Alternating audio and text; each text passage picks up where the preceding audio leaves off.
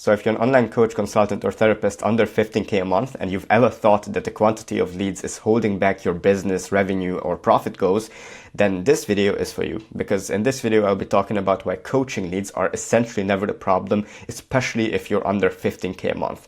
You see, I'm a person who has been on all sides of the coin, to be honest. I've done one-on-one outreach where I've sent 5 to 6 minute Loom video analysis to people who have not known me before. That means that I've built trust with these long videos, something like this one, by the way, what I'm doing right now. And I've made thousands of dollars doing this with this strategy. And I've also been on the other side of the coin, helping my clients who have basically an infinite amount of leads with recent high traffic and lead velocity, also convert their audience into thousands of dollars themselves. You can see, for example, this video over here with over 100,000 likes. By the way, this has over 7 million views. So after doing the analysis and having done both, I've come to a very weird conclusion, and this is what this video will essentially be about. We have analyzed the sales cost coming from this channel, which is, by the way, an Instagram channel with over 70,000 followers. And obviously I have to point out that these two are opposites, because in this instance, we are only speaking to one person specifically, and it's a very deep conversation, while in the other version, it's just an Instagram account without many long form aspects to it. So it's just 60-second impressions essentially, where the people who are watching your video have not really gotten to know, like, and trust you just yet. So that's an extra step. But that's a little bit of foreshadowing. Let's get into the analysis. And we have split the data into sales costs that have come from IG DMs and sales costs that are just booked organically. That means someone goes to the Instagram bio and then find the sales call booking and then book. So these are the results. IG DMs, not only was the no-show rate much lower with only under 8%, so many more people appeared on the call than with organic, which was around 30, so it's a 4x multiple. And not only was the qualified rate higher, whereas in the organic it was only 90%, but also the qualified closing rate, so how many people actually converted into clients, was 40% here, while it was only 22 in the IG organic. The closes, more than double the closes of the same amount of sales calls, by the way, so they had approximately the same amount of sales calls. And the revenue per call was also more than double than the IG organic sales calls. And then lastly, accounting for outliers, the cash collected per call was also drastically higher with $326 compared to the $53 with the other one. So obviously these are miserable results, but why? Why is this difference? Why did we notice that this has been making such a big difference, although there were over 7 million people in the audience? So what we noticed is that something was off. Because although this video, for example, got 7 million views, we did not nearly get as many sales calls from the organic content as we did with conversing people directly via the direct messages. But the sales calls were also of a much lower quality than we did from the direct messages. So what's the hidden gem here? Because the audience was bigger, but pure volume just doesn't seem to be enough. And there must have been another component missing that we needed to sell to people, that the direct messages somehow allowed us to give to them. So there was something more important than the number of followers, views, likes, and shares, because we had more than enough of those. And at the end of the day, it seems like that the direct messages, the element that the direct messages gave to the sales process, was the exact same thing that helped me sell people one-on-one for thousands of dollars before. So what's the hidden gem here? The hidden gem here is actually analyzing the power of your audience instead of just the width of your audience. What does this include? This means that audience leverage, so the actual power of your audience, is not only defined by the number of followers that you have, likes, views, etc. that you have, all the vanity metrics, but it's also defined by the depth of your audience, which is essentially the depth of your relationship with your audience. This is the know, like, and trust factor, which you have probably heard about already, but let's break it down in more depth. Because in the beginning, especially if you're under 15K a month, again, this is then for you, depth is more important than width. So how do you actually build depth? It's by giving value. What actually is value? Value is information, resources, assets, and stuff like that that directly helps your prospect get closer to their desired state. This is very important because if it's not directly linked to their desired state, then it's not actually a type of value which will give you the depth that you need to sell to them. So whenever you're selling a product, there is a minimum depth of relationship that your audience needs to buy. So that means that you have to build a certain depth of relationship before they can pull the trigger. And this is, luckily enough for you, this is a variable. So this is not necessarily set in stone. This depends on a couple of things, because the minimum depth is determined by if the prospect is qualified. So if they are perfectly qualified for your offer, then the minimum requirements for you to sell to them is actually much lower. So the depth may be here and you don't have to dig as deep. And the second one is, how good is your offer? So how good is your offer compared to their current situation, and if they are qualified right now. How do you judge an offer? It's by using Alex Hormozi's value framework. You know, the dream outcome multiplied by the perceived likelihood of achievement divided by the time delay and the effort and sacrifice. By the way, by adjusting these coefficients, you will also be moving the minimum depth of relationship to buy, because if your offer is just so good that you provide insane amounts of value, then it will be so much easier for you to provide a depth of relationship, because again, depth is built by giving value. If your offer is great, then you can provide a lot of value or a lot of perceived value in a very short amount of time. And this is a mindset gem that you have to keep in mind. Giving a lot of value to a few people is always going to be easier than giving little value to a lot of people.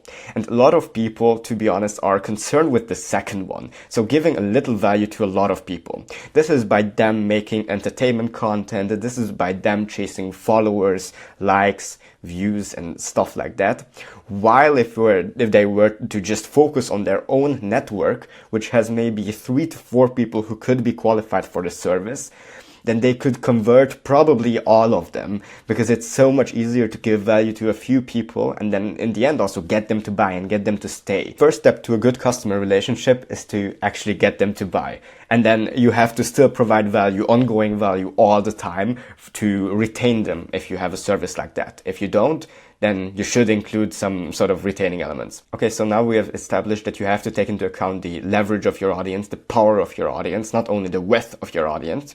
Now we have established how you can build depth by doing long-form YouTube videos, DM conversations, books, calls, etc. So with the DM conversations, they give depth because they adhere to all rules of depth. In the DM conversation, you can get a deep knowledge of a person so they can feel heard. You can personalize your message so you can reflect to them that you relate, that you know exactly what they are going through, and you can give them fast feedback on their questions, concerns, and emotional state. So let me give you a quick example to the rules to depth and how to break them in an example with your girlfriend. So first scenario, you are only spending 5 seconds a day with your girlfriend. After a certain while, she will become suspicious because you are not really paying enough attention to her, and she will ask you whether or not you are cheating on her. And if you continue this behavior, then you guys will probably break up.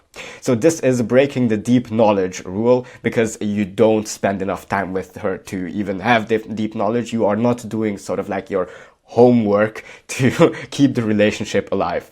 And this is the same with prospects as well. In scenario number 2, you are a very boring guy who can only say the word sup. You can see over here. And after a certain while, even if you spend enough time with her, for example, 2 hours a day with a deep conversation where on her side, so she tells you all her concerns, all of her emotional problems, after a certain while, she will still be asking you, who else are you talking to? Why are you not focusing on me? Because what did she not receive? She did not receive a personalization of message, an extra thought, a generative idea, insight that would make her believe that you actually paid attention to her. So this is the same with prospects. If you do your homework and they feel you have deep knowledge, then you can also personalize your message. And if you keep the feedback loop fast enough, and then you can react to their upcoming concerns, emotions, and stuff like that, then you can finally build the depth that you would like to, and you can finally get them to buy, and you don't break up, sort of. So how to turn depth into cash when starting out? You turn depth into cash by more efficiency in value creation, and you achieve more efficiency in your value creation by focusing the value that you create and making it lasting value. Let me show you a comparison between a focused value and dispersed value. So in the focused value case, every single time amount that you invest would build upon each other, and although nothing really happens for a long time, after a certain while you will have exponential growth, and you can see that growth over there. But in the other instance where you disperse the value that you give, so that means that I give a little bit of value to my mother, then I give a little bit of value to one customer of mine, then to the lady at the grocery store, then I text my high school friends how to lose weight, then I help my dad with repairing the roof. So it's a very dispersed value, and although I'm constantly 24/7 giving value to people, it's just not focused enough to have the returns that I want. So here I'm giving weight loss advice, here I'm helping to repair the roof, here I'm giving emotional support, and so on. That means you can't really build on the previous value that you have given. Now this by no means that you have to be a one-dimensional person, but the focus is exactly this. So let me give you an example, because in one instance you can be an average football coach who is focusing on multiple kids at the same time who are on different levels, from different ethnic backgrounds, have different strengths and weaknesses, and you have to combine your message to fit all of them. So it's very unpersonalized. And on top of that, you're charging by the hour, have a commoditized service, have a low purchasing power market, and it's a high difficulty because kids don't pay attention. So in the second case, you could also be a personal trainer helping corporate partners lose 20 pounds in 60 days, which is an incredibly niche offer, but it will build on the focused value giving aspect of things. Because you can charge not by the hour, but you can charge for the value and transformation that you give to people. You can be one of its kind in the market. You can have a high purchasing power market as well, and you have an acceptable difficulty because these corporate partners are highly intelligent people with discipline possibly, and they will be paying attention to you, more attention than a child normally would. So in this instance, your value invested will be paying off because you are focusing on a very specific type of person for a very specific type of transformation, and you are not focusing on as many people at once as you are, for example, in this case. Because in this case, you might just have like a handful of clients, while here in one football team, there are possibly 50 to 60 kids you are paying attention to at once. So that's why I suggest just staying with the focus value part, because then you can build on top of the value that you give and on top of the time that you invest. So this was the step-by-step on why leads, the quantity of leads more specifically, does not really matter whenever you are selling. Because although having a few leads is important, the more important part of your actual client acquisition system is the depth of the relationship that you have to the people, the leads that you are talking to. So with all this new information, I hope that you can convert a couple of people right away next week just by focusing your attention on a couple of people instead of trying to reach everyone. And if you are a coach, consultant, or therapist under 15K a month and you want to make more money with less work, that is scale. All I've shown you is just the first step of building out an end-to-end marketing system for our clients. So if that sounds interesting, then go to the first link in the description. There you will find our website, and if you like the case studies and everything that we do, then schedule a call below. I promise it's not a hard sell, it's just us going through the numbers, a couple of things that you are doing currently, what you are not doing, and what strategies would get you to the next level in your business. But if not, then I hope you enjoyed this video and have a nice day. Bye bye.